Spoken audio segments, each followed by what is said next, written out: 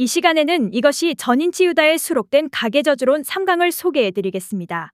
가계저주론은 1강부터 차례대로 들으셔야 오해가 생기지 않을 것입니다. 조상들이 범죄했는데 그들과 함께 범죄하지 않은 그들의 후손들이 똑같은 저주를 받는 이유가 무엇인가? 성경을 보면 하나님이 제정하신 두 가지 원리 때문에 이런 일이 발생하는 것을 알 수 있다. 첫째, 대표의 원리 때문에 조상들이 받은 저주를 후손들이 똑같이 받는다. 바울 사도는 대표의 원리를 다음과 같이 설명했다. 로마서 5장 12절로 13절. 그러므로 한 사람으로 말미암아 죄가 세상이 들어오고 죄로 말미암아 사망이 들어왔나니 이와 같이 모든 사람이 죄를 지었으므로 사망이 모든 사람에게 이르렀느니라. 2차 세계대전 말, 일본의 국왕이 연합군 사령관인 더글라스 메가더 장군 앞에서 항복문서에 서명했다. 그때부터 일본 국민 전체는 패전 국민으로 취급받았다. 일본의 국왕이 일본 국민을 대표하여 항복문서에 서명했기 때문이다. 이것이 대표의 원리다. 아담과 하와는 인류의 대표로 타락했다. 이 때문에 그들이 받은 저주가 인류에게 똑같이 적용되는 것이다. 우리의 모든 조상들 역시 우리의 대표다. 이 때문에 그들이 받은 저주가 우리에게 그대로 대물림이 되는 것이다. 창조주 하나님이 대표의 원리를 제정하셨기 때문에 피조물인 우리는 대표의 원리에 따라서 살 수밖에 없다. 둘째, 일체의 원리 때문에 조상들이 받은 저주를 후손들이 똑같이 받는다. 히브리서 기자는 일체의 원리를 다음과 같이 설명했다. 히브리서 7장 9절로 10절. 또한 10분의 1을 받는 레위도 아브라함으로 말미암아 10분의 1을 바쳤다고 할 수 있나니 이는 멜기세덱이 아브라함을 만날 때에 레위는 이미 자기 조상의 허리에 있었음이라. 본문의 멜기세덱이 아브라함을 만날 때에 레위는 이미 자기 조상의 허리에 있었다는 말씀이 있다.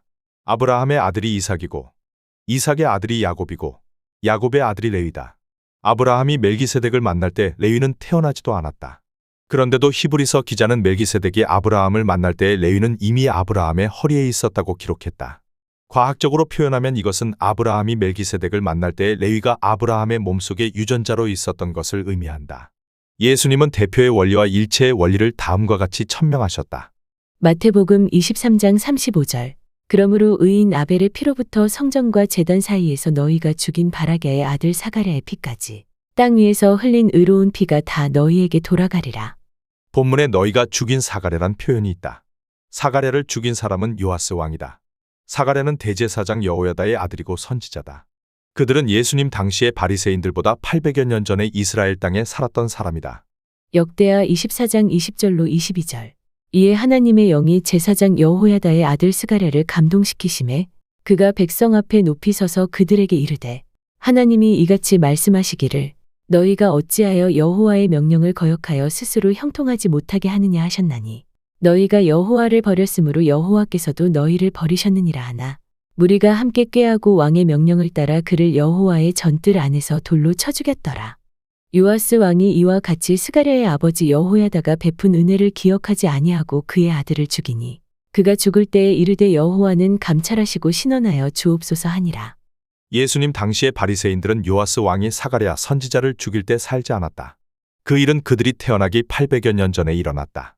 그런데도 예수님은 예수님 당시의 바리새인들에게 너희가 사가랴를 죽였다고 선포하셨다. 예수님의 말씀을 분석해보면 예수님이 너희가 사가랴를 죽였다고만 선언하신 것이 아니라 너희가 아벨도 죽였고 모든 의인들도 죽였다고 선언하신 것을 알 수 있다. 또한 너희가 그들을 죽었기 때문에 그들을 죽인 피, 즉 그 저주가 너희에게 임하리라고 선포하신 것을 알 수 있다. 마태복음 23장 35절. 그러므로 의인 아벨의 피로부터 성전과 제단 사이에서 너희가 죽인 바라게의 아들 사가랴의 피까지 땅 위에서 흘린 의로운 피가 다 너희에게 돌아가리라. 본문에 흘리는 헬라어가 현재형 동사의 분사다. 본문은 현재 흘리고 있는이란 뜻이다. 본문은 너희가 죽인 의인들의 피가 지금도 땅에 흐르고 있다는 뜻이다. 더 나아가서 옛날에 아벨의 피가 자기의 원수를 갚아줄 것을 하나님께 호소한 것처럼 너희가 너희 조상들과 함께 흘린 의인들의 피가 자기의 원수를 갚아줄 것을 하나님께 호소한다는 뜻이다. 더 나아가서 주님의 말씀은 이처럼 무서운 가계저주를 끊지 않고 계속 죄를 지으면 너희도 너희 조상들처럼 멸망을 당할 것이라는 뜻이다. 표면적으로 선악과를 따먹은 것은 아담과 하와고 아벨을 죽인 것은 가인이고 사가랴를 죽인 것은 요아스 왕이다. 하지만 내면적으로는 즉 대표의 원리와 일체의 원리에 의하여 예수님 당시의 바리새인들과 우리도 선악과를 따먹은 죄인이고 의인들을 죽인 살인자다. 그러므로 만일 예수님이 우리에게 오시면 다음과 같이 선포하실 것이다. 너희가 선악과를 따먹었다. 너희가 아벨을 죽였다. 너희가 나를 죽였다. 너희가 사도들을 죽였다. 너희가 성도들을 죽였다. 너희가 간음을 했다. 너희가 도둑질을 했다. 너희가 폭행을 했다. 유대인들은 예수님을 살해한 후에도 악행을 그치지 않았다. 그들은 예수님이 세우신 교회를 박해했다. 결국 그들이 받을 저주가 하늘에 사무쳤다. 그리하여 하나님은 주 70년의 로마 군대를 이용해서 유다를 멸망시키셨다. 역사가들은 그때 유다의 서울 예루살렘의 사람의 피가 말발굽을 덮을 정도로 흘렀다고 증언한다. 그 후에 유대인들은 1900여 년 동안 전 세계를 유랑하면서 많은 박해를 받았다. 히틀러 치하에서는 600만 명이 희생을 당했다. 가계저주가 이처럼 무서운 것이다. 이보다 더 확실하게 가계저주를 증명하는 일이 있을까? 만일 우리가 조상들이 물려준 가계저주를 끊지 않고 계속 죄를 지으면 유대인들처럼 우리 역시 멸망할 것이다. 혹시 하나님이 정하신 대표의 원리와 일체의 원리를 불평하는 사람들이 있을지도 모르겠다. 바울 사도는 그런 사람들을 향하여 다음과 같이 말했다. 로마서 9장 20절로 21절. 이 사람아, 내가 누구이기에 감히 하나님께 반문하느냐? 지음을 받은 물건이 지은 자에게 어찌 나를 이같이 만들었느냐 말하겠느냐? 토기장이가 진흙 한 덩이로 하나는 귀 있을 그릇을, 하나는 천 있을 그릇을 만들 권한이 없느냐? 하나님은 창조주시고 인간은 피조물이다. 시계를 만든 사람이 시계를 마음대로 사용할 수 있는 것처럼 창조주가 피조물을 마음대로 사용하는 것이 당연하지 않은가?